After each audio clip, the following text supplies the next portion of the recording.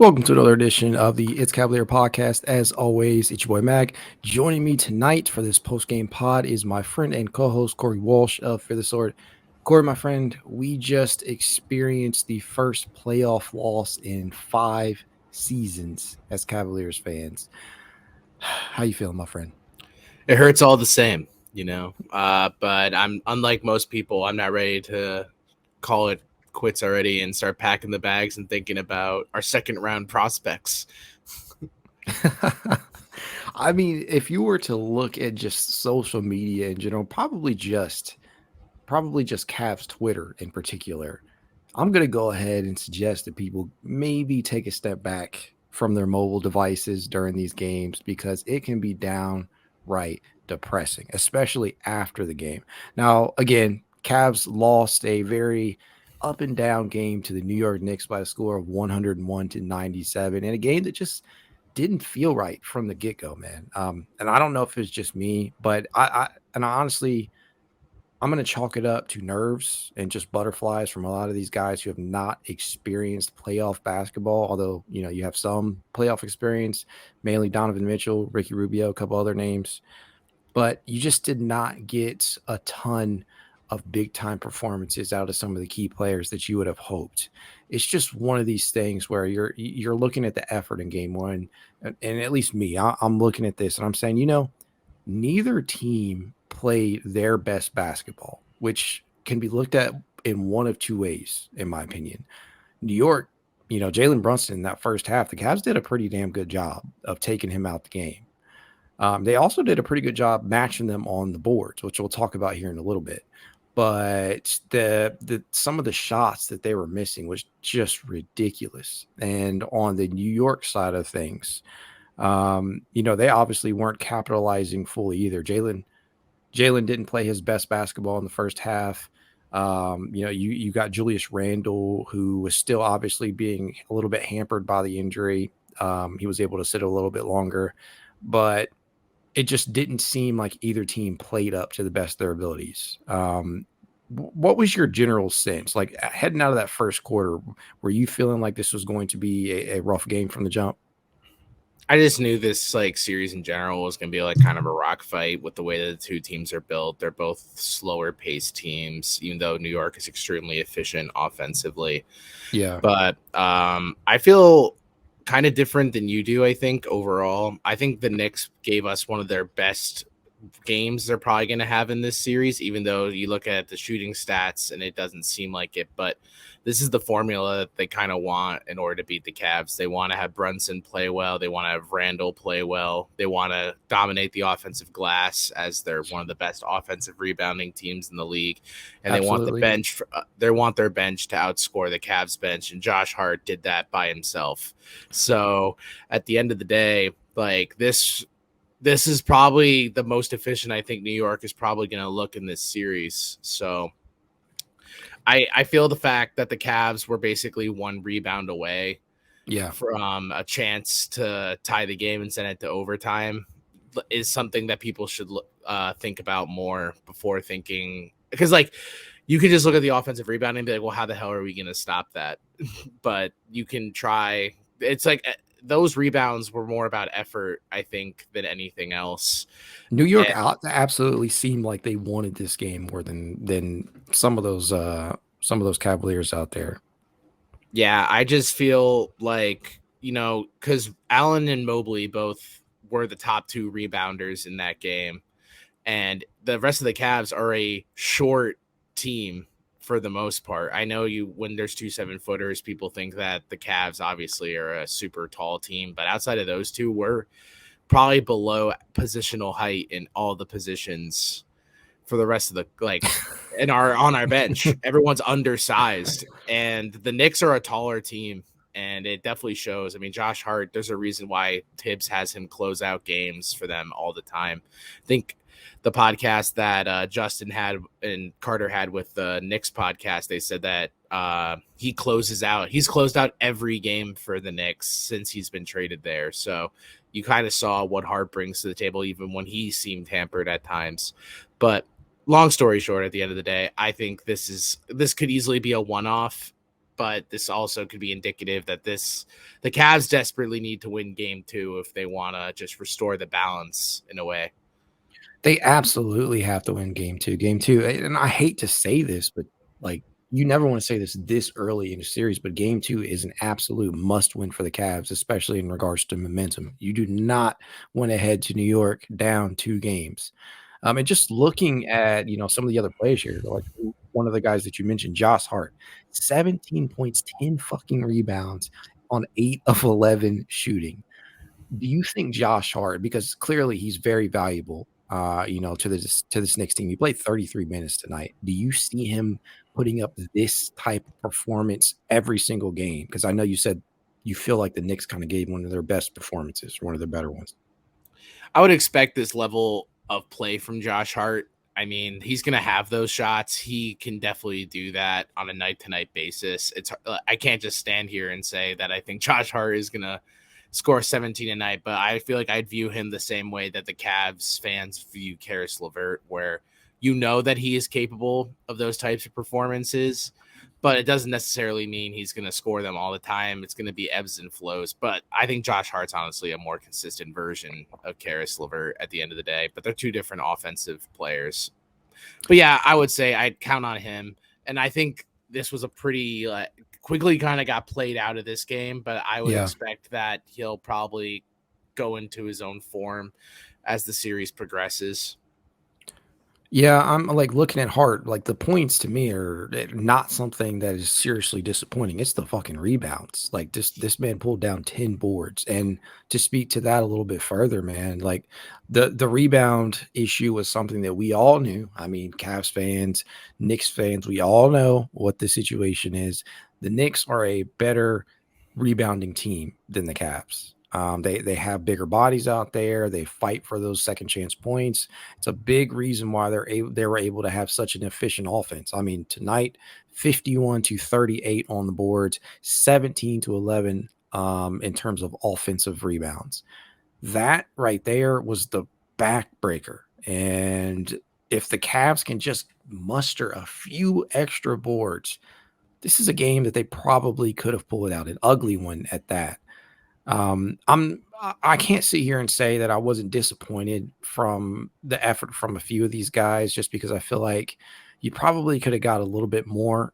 Well, now, frankly speaking, you could have got a lot more out of this Cavs bench, which is a whole nother story. I mean, Yeah. you're looking at a night in which a guy that me and you both have been defending to the ends of the earth, and Karis LeVert, in his big Cavalier playoff debut, goes 1 of 7 from the field, kind of looks unplayable at points. Just a bad game. I'm not going to go that far because I don't think he's unplayable. But to go 1 of 7 in the first game of this series was just absolutely backbreaking from a player that we have really termed like the Cavs' 5th most important player right now.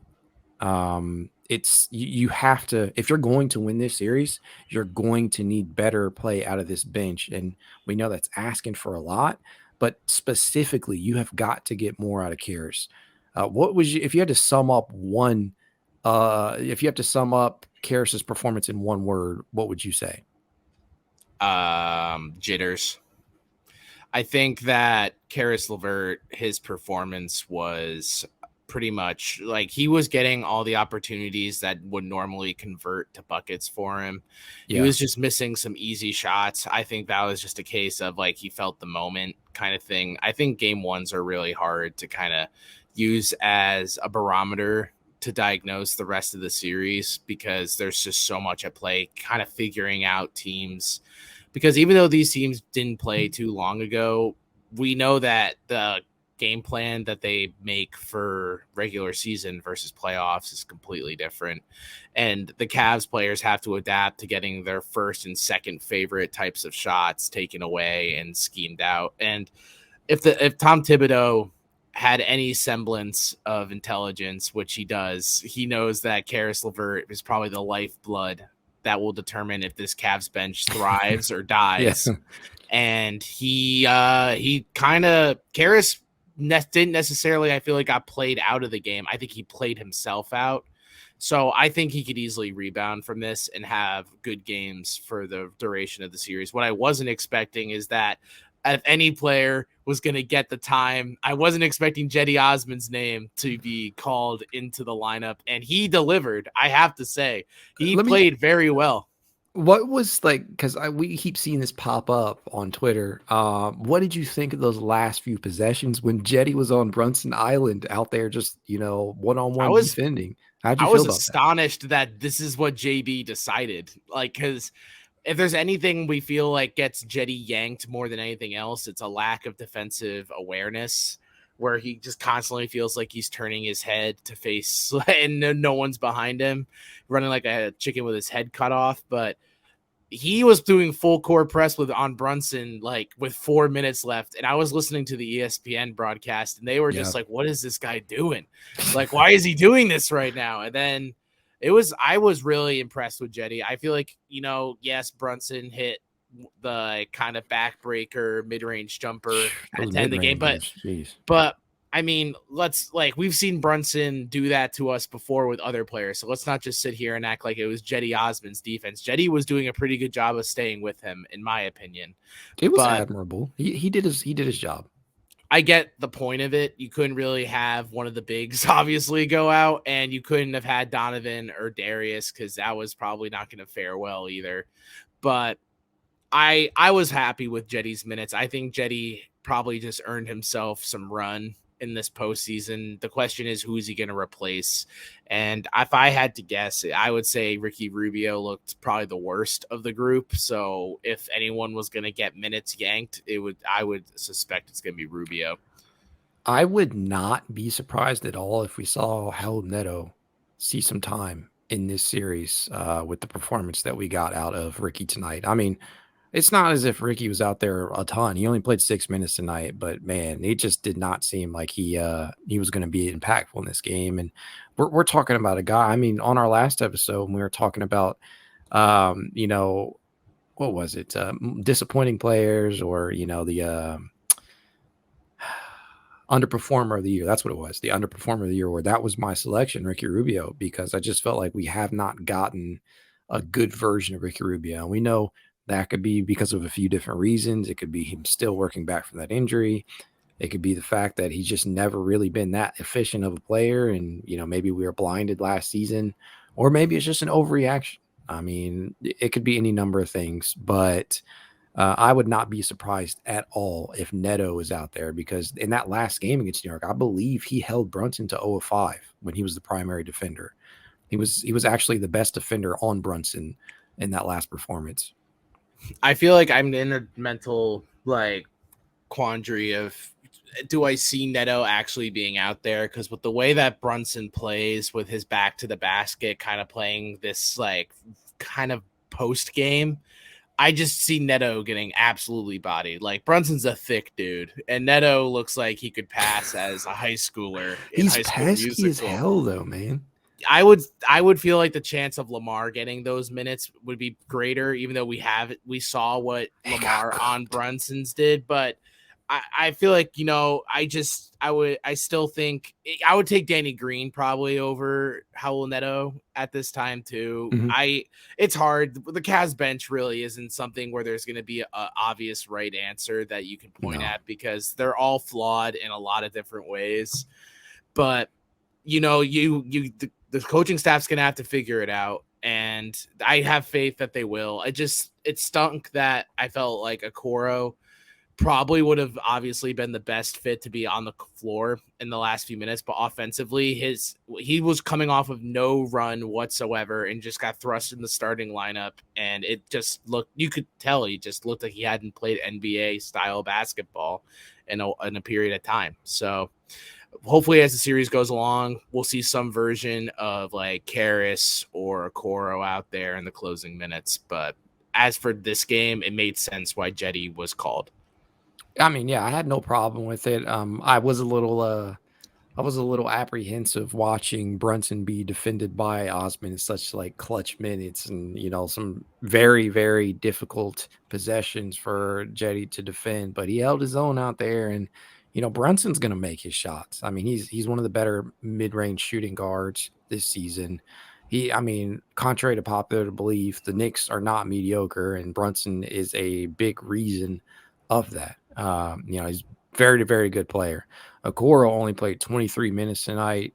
I think it was probably a little unfair for all of us to imagine Okoro playing anything deeper than maybe 26, 27 minutes after having such a long layoff. And that's kind of what I chuck him missing those shots up to, because he did have some very, very easy looking attempts out there that he just couldn't get to sink any of them. Yeah, they're shots that he's always been hitting. It was all corner threes from both spots. And he did seem like he was showing a little life when he was doing some off-ball movement to cut to the basket. He had a real nice cut, yeah. Yeah, so I was thinking maybe he was going to try to do that, but I think the minute I sent that tweet out, I think his minutes completely dried up. So obviously, I have a real pulse on the game for those who think that I don't know what I'm talking about, because I thought Okoro was really feeling it and he got yanked immediately. Yeah, I mean, he's shooting 36.6%, on catch and shoot opportunities this season on roughly like the same volume that he had last year. And go ahead. His volume tonight was, I felt like, more than he did in nights where he was actually feeling himself too. I think he was like 0 for 5 or 6 from 3. Was it? It was like 4. 4. Yeah, it's like normal volume. Never mind. It just felt like he was like continuously taking them. So I was like happy he was throwing up the attempts, because we have seen in the past if he doesn't make like 1 or 2, like he just turns the faucet off and kind of becomes just like a casting character on the side. Well, I mean, that was the funny thing though. Like when I put out that Okoro content recently, one of the things that I found is that, while he's still taking a very small amount of triples per game, I think it's at maybe on the season. I need to go and check. But when I was putting together the research for that video, one of the things that I found was that when he actually opts to take more triples, he actually becomes more efficient, or at least has been. In games, at least during the regular season, when he attempted exactly 3 triples, he knocked down 36.1% of them, which is in 12 games. But when he took 4, which in this case he did tonight, that number rises to 43.8%. Very, very efficient. That's a sample size of 16 games during the regular season. And that's like the perfect sweet spot for me. Like if you can take 4 to 5 of those attempts per game, knock down 2 of them, I feel pretty good about that, because we know he's not going to get a lot of attempts, period, most nights, but with sharing the floor with Donovan Mitchell and Darius Garland and Evan Mobley coming into his own, and Jared Allen still there, as a lob threat. So the more of these corner triples he takes, the better. Obviously, there was some considerable rust that was started to show earlier on, but as you said, with some of the off-ball movement, he had a really beautiful cut, I think, in the third quarter, that really just shows you the value that he can bring to the table. But maybe it was a little unfair for us to think that he would match Brunson's minutes, coming out of the gate, as I saw some Cavs fans pointing that he should. One Cavalier in particular that I found that really struggled tonight outside of LeVert was Dean Wade. I thought you were about to say a different name. I was like all ready for it. We'll get to that in a second. But Dean Wade, you already mentioned earlier that this is a Cavaliers team that is undersized, compared to the Knicks. We just do not have a good size matchup when it comes to them. I mean, not even just the starting unit, because once you go past Evan Mobley and Jared Allen, the next closest player who's going to be in the rotation with any height is Dean. And Dean is listed, I believe, 6'8", 6'9". And then you look at New York's bench, like Isaiah Hartenstein, Josh Hart is not a short guy, and you got Obi Toppin out there playing some very good minutes, especially in transition. When you're looking at Dean Wade, are you really feeling like this is the guy who should be that third or fourth guy off the bench? Dean Wade looks Dean Wade basically looked like the game was going way too fast for him at times. I felt like he just, because I mean that 3-pointer he took didn't even touch the rim whatsoever. I've never seen him have that release in his life. It like took into orbit I thought it was going to hit a satellite and have it crash back down to Earth. But at the end of the day, I mean, Dean has been kind of disappointing for a decent stretch. I would be more shocked if Dean came out of the break between regular season and playoffs and looked like the reincarnation of Kevin Love that we thought when we thought what he could be like last season or the season before. But yeah, no, I thought Dean looked like the moment was too big. I think he had the game moving too fast. His perimeter defense, while valuable, isn't valuable enough to make it to withstand how bad his offensive production has been lately. And outside of like a 3-point shot, it's not like Dean Wade has many other offensive features that make you kind of be like, oh, well, he can stay on the floor if he's not shooting because of X. It's like if he's not hitting his 3-pointer, at least he can do this. Like no one can come up with the top 3 offensive things that Dean Wade does well. When you think about Dean Wade making an offensive impact, it's 3-point shooting, and you can take number 2 and number 3 and just have it also say 3-point shooting. Yeah, I mean, you're not lying about that. And some of these other comments that I'm reading down here, rebounding, as we all knew heading into this series, it definitely is an issue. Part of that is effort. Really, a lot of it, just like defense. It just comes down to the effort. As far as Lamar Stevens getting some minutes in the series, I think that's completely dependent upon the play of Dean Wade in Game 2, in my I would opinion. swap them for the next game to see what happens. Like game 2 needs to be like, all right, we saw what the formula was for game 1. Now, how can we organize some bench minutes that will help supplement what was missing in game 1? And our bench was immediate. Like you could take the scoring out of the game and just do an eye test, and it was apparent whose bench was bringing more energy to the floor. I mean, there were sloppy turnovers with the bench. There was jitters with the bench. There, frankly, was a lack of defensive awareness with the bench as well. Some of their bigger stretches occurred when more than 3 of the starters were on the bench. So the swings were massive, and I felt like the starters kind of had to play cleanup to whatever the bench kind of did. So I would be open for some patchwork. I mean, when you're talking about patchwork, when you're talking about energy, when you're talking about hustle, these are all things that Lamar Stevens theoretically brings to the table. I mean, maybe not all in the same game, but there are definitely stretches at which you looked at tonight's game. You just said, man, the effort is a little bit lacking, especially on the boards, especially defensively. That's certainly something that Lamar could bring to the table. My questions, my reservations lie in the fact that, man, the last time we saw Lamar play significant minutes against New York was in that final regular season game against them, where he got absolutely torched by Brunson. And I get it, he probably won't be on the court. The Cavs will scheme against that because we know if they see Lamar out there, they're going to attack him with Brunson or somebody like-minded. He's just not quick enough when it comes to foot speed to keep up with a guy like that. But I will say off the bench, if you're looking at completely swapping out those minutes between him and Dean Wade, it's not like JB played Wade a ton of minutes. He only played 7 minutes tonight. So I guarantee if Wade was playing well, though, that would have been much bigger. I think that was a case of, okay, these minutes we cannot just have to throw Dean out there and just be like, oh, well, hopefully he turns it around. He probably would have taken Jetty's minutes are a product of everyone on the bench struggling. 19 tonight. Yeah. I mean, I can't dismiss that as false because it's just the truth. I mean, you look at the starters totals here, and Mitchell played 44 minutes, and he needed every single goddamn one of them. I mean, Darius Garland 43 minutes, Jared Allen 43, Evan Mobley 38, and then you got Isaac, who's kind of like the guy that we just talked about, who just came back. He only played 23, so sheesh. That is not something that you want to be a common theme throughout the rest of this series. You got to find ways to get these guys some breathers, or they're just not going to hold up for the rest of the series or the rest of the playoffs at that. When you're looking at the performance from a Darius Garland tonight, I think one of the key things that we all knew coming into this series is that Darius had to be more aggressive. And in that first half, although he had, I think, 10 points, he just did not look like he was readily able or willing to drive to get his shot. And that changed a little bit in that third quarter.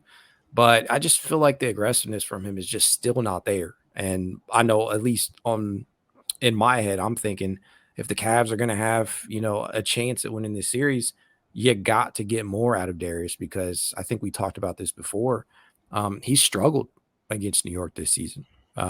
They've defended him very well, and they played him defensively just very hard. So I don't know what JB can do about that to get him more looks. I don't know if it's a confidence thing. I don't know if it's just Darius in his own head. But when you're looking at Darius Garland's stat line from tonight, what is the thing that sticks out to you? I agree with you. I feel like Darius was a tale of two halves kind of player. I feel like in the first half, he was probably the most impressive to me on the floor.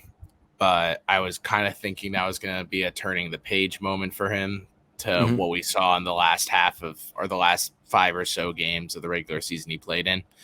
But yeah, he kind of, the minute the fourth quarter turned on, I would love to see a compilation of Darius's involvement in the game. I felt like the ball was really never in his hands. I felt like it was kind of just, it was Donovan's show and everyone else was kind of the extras. And Jetty would sometimes get a little feature with a 3-point shot, and then that'd be pretty much it.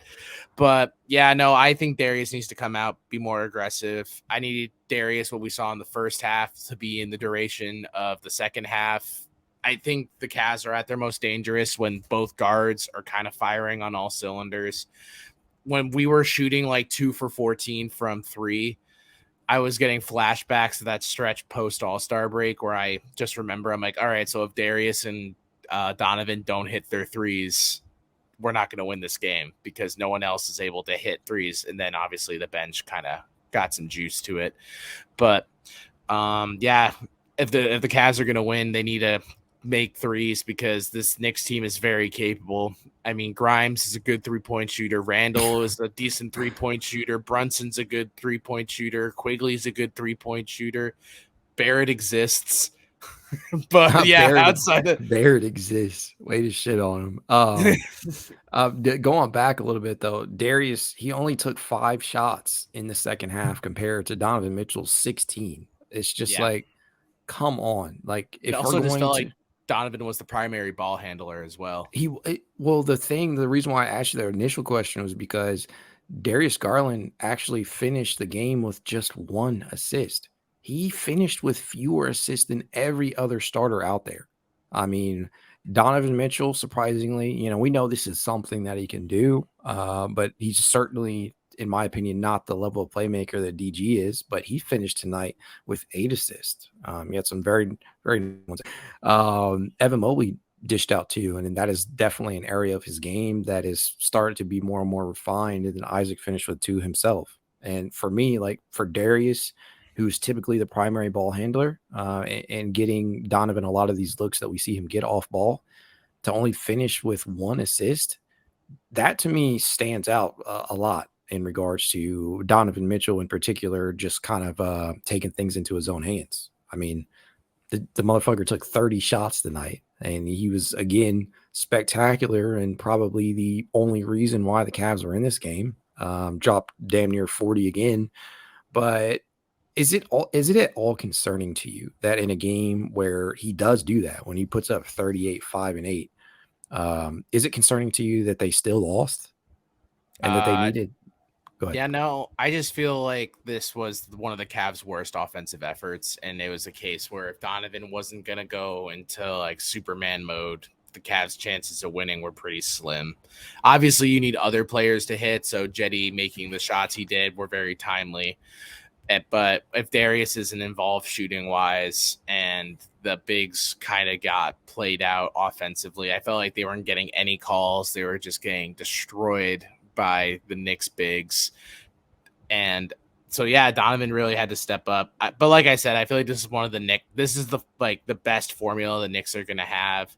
I don't know if this is like statistically, it's not their best game, but I think the way the way it played out was right into the Knicks' hands. Mhm. So I would say that I wouldn't expect Donovan to need to do this on a night to night basis in order for the Cavs to win. Obviously, like you want him scoring this every night because it's a bonus. It's nice to see. Yeah. But this kind of segues into the other player I was kind of concerned about. Because I think this was an awful game offensively from Evan Mobley. And if Was it? anyone was succumbed to the jitters of their first playoff game, I felt like Mobley was kind of playing in a way that didn't really represent his season offensively, because Mobley is a very methodical player with the ball. He does stuff very timely and effectively. And I felt like when he was touching the ball at the block, he was just very spastic. It felt like he was just throwing it up in attempts to try to get it near the hoop. There wasn't a lot of opportunity for him to score, but I felt like he just thought if he went to his spot and just threw it up, it would go in, kind of thing. It was just so out of place, and it's so weird because he's so mature with the ball for his age, and it kind of just reminds you like, oh yeah, this kid is very young and is in a big playoff series, so this didn't surprise me from that sense. But in the sense of what Mobley has made us expect over the season, it was a real shock to the system, to say the least. I mean, you hit the nail right on the head. I'm finished the night 4 of 13 from the field. Just couldn't seem to finish around the rim, which is odd to say about Mobley because he's typically, very efficient, inside the paint. And I don't know if it was those jitters. That's probably what it was. I don't know if it's the way that they were playing him defensively, but he just didn't seem to be in it all the way. He played 38 minutes tonight, just didn't feel his impact nearly enough. Defensively, he was great, for the record. Yeah, especially offensively was where I was disappointed. But overall, I thought the defense by both bigs was fine. I think people are gonna be like, "Oh, they didn't rebound," even though they were the leading rebounders of the game and they were boxing out. It's not their fault that the three other players that they share the court with weren't really going for the rebounds or boxing out their man necessarily. If everyone ideally boxed out their man, we would get the rebound every time. I mean, the front court was clearly not the issue. Mobley finished with 11 rebounds. Jared Allen had 14. Beyond them, though, that's the issue. You cannot ask for more out of those two guys on the rebounding front. I mean, you just can't. They one of them played 43 minutes, the other played 38. You cannot ask for much more out of them from a rebounding standpoint, and they weren't terrible defensively. I mean, obviously Randall had his moments, but I mean, you take one look at his stat line, you can say he had a shitty game. 7 of 20 from the field. The Cavs did their job on Randall. This game really comes down to a few things in particular. The Cavs' inability to box out and get some boards, and just absolutely missed opportunities on some very makeable shots.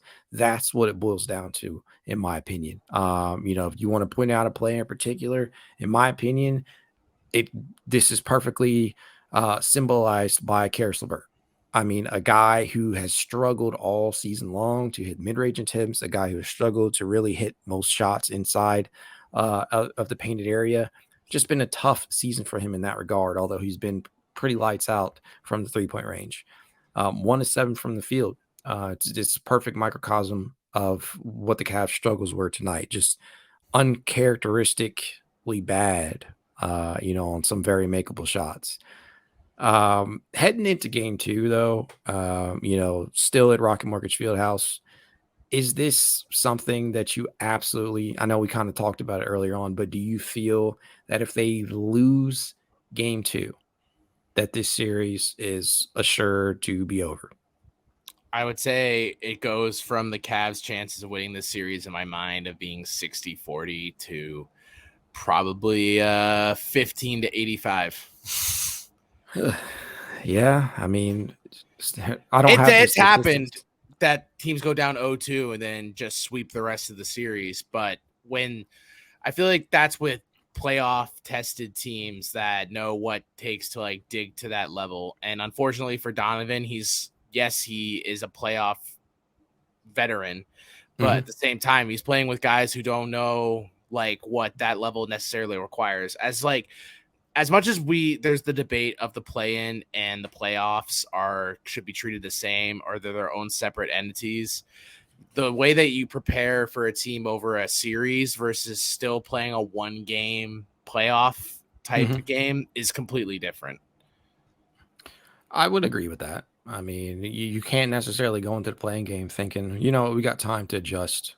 If we lose this game because you're playing another opponent after that. Mhm. The Cavs will have the ability to do that, and I know that's like one of the biggest gripes that fans have in regards to JB Biggerstaff is the lack of adjustments or game plan.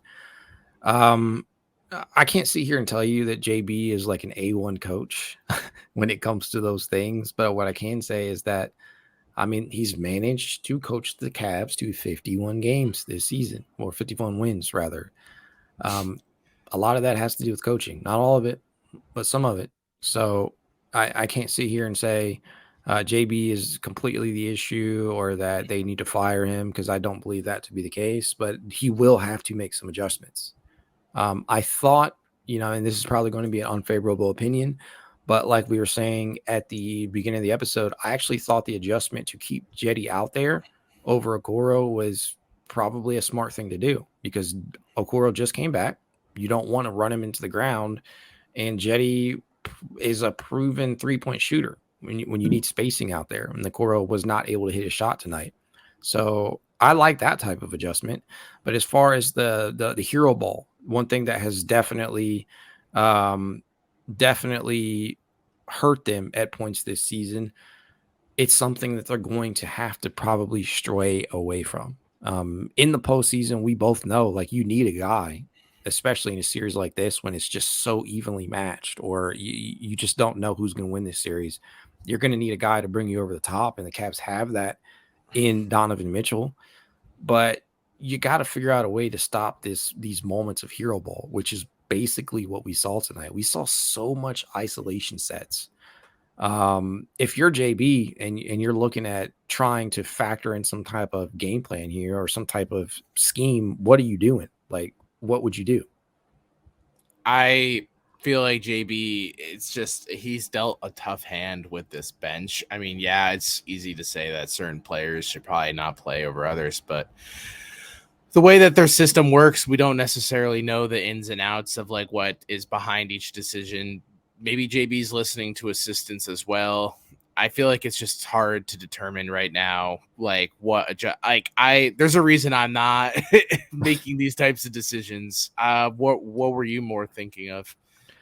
I just think you have to have more pick and roll ball action. You got to get these bigs involved more. I think New York obviously does a pretty good job defending Darius, so why not attack them and put them in the pick and roll?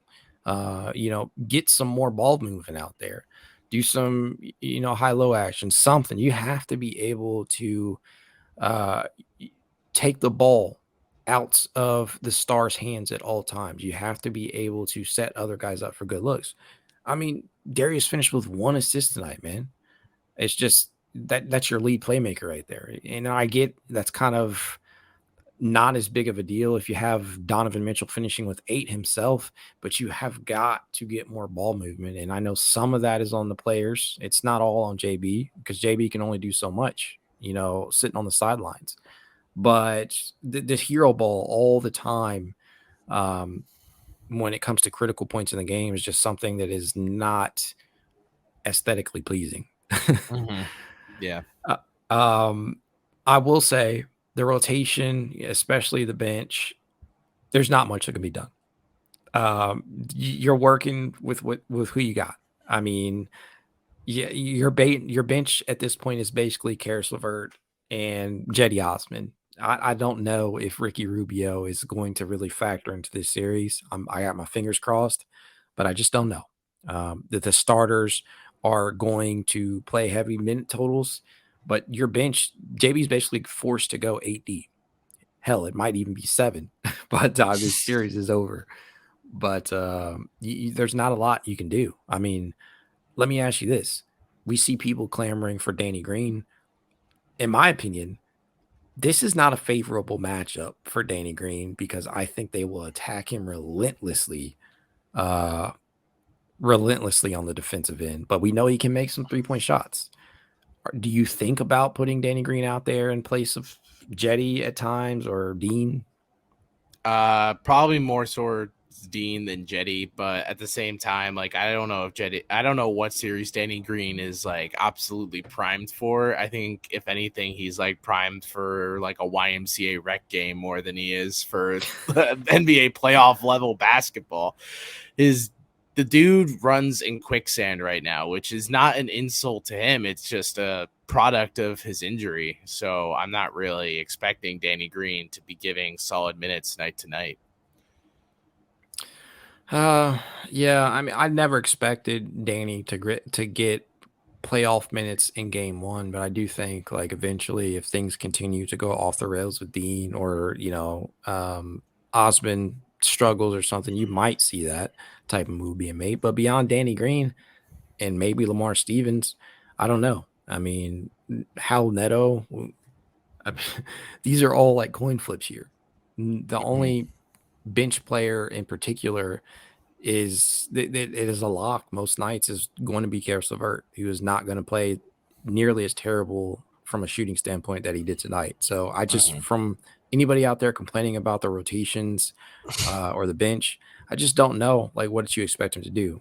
I guess maybe you can say the times at which he plays certain players. I don't know if it's more so that, but we're working with who we got. We didn't make any moves at the deadline, which I still remain okay with because I feel like I didn't want to ship out a whole bunch of draft capital after we already did to acquire Mitchell. And you just kind of see what you got. And I think the Cavs are doing that right now. And based off of what happens in this series, you're going to see them make moves accordingly in the offseason. Heading into game two, before we head out of here, what are your keys? Do they remain the same? Yeah, pretty much. The bench needs to have some sort of life to it. I think LeVert needs to go back to the games that we've been seeing recently. I would probably expect to see some version of Lamar, Jetty, Karras, and that's probably it for the bench as far as I'm concerned. If Rubio gets thrown back out there, he's just going to be diced up again. And Darius obviously has to come out with a different mindset, more similar to how he played in the first half of this game versus the latter. Yeah, I mean, I'm kind of right there with you. I see that you have differing points of view on how the Cavs can win this series. I think basically still depends upon rebounding, and we know the Cavs got killed in that area tonight, 51-38. And you make some makeable shots, and this is still a pretty good series. I still think it's going 7. I think it was always blasphemy. And you can disagree with me if you feel like it. I feel like it was always blasphemy to think that this series was going to go 5. Gentlemen's sweep. The Knicks, contrary to popular belief, as I said earlier, they are not a mediocre team. They are not a mediocre team at all. They are built deeper than the Cavs are. They have a more tenured head coach. They have pretty good stars at the top in Randall and Brunson.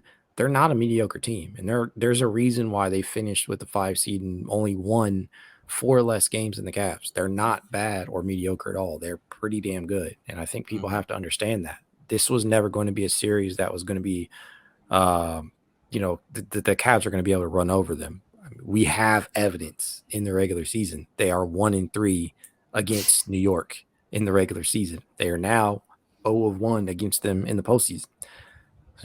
Y'all better buckle up. It's about to be a long ass series. And the last thing that I will say, Corey, this has nothing to do with you. I'm sorry to go on such a tirade, but you guys have just got to stop with the constant negativity.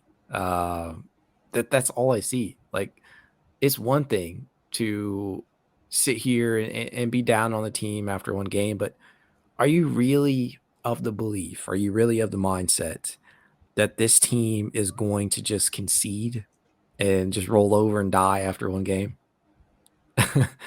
I'm not, man. That's not where I'm at, but that's continuously what I've seen. I ain't No, gonna it's say no over. more on it. The series is over. It's been a fun time. This season kind of sucked, though, if we're being real. I think that you just look at, take out the the homer of it all. You take out the home over it all, and I think you just got to call the series what it is. This is a very evenly matched series where it can go either way. And based off of tonight's game, the Cavs got punched in the mouth. Cavs got punched in the mouth. How are they going to react? That's all it boils down to. If they come back in game two with a solidified effort on the offensive glass, really on rebounding in particular, and they make some of these very makeable shots, you got a series. And we'll leave it at that. That said, like we always tell you guys, if you'd like to reach out to us, you can at It's Cavalier_pod on Twitter, TikTok, Instagram, YouTube, and more. If you want to be added to the exclusive It's Cavalier Discord chat, you know what to do.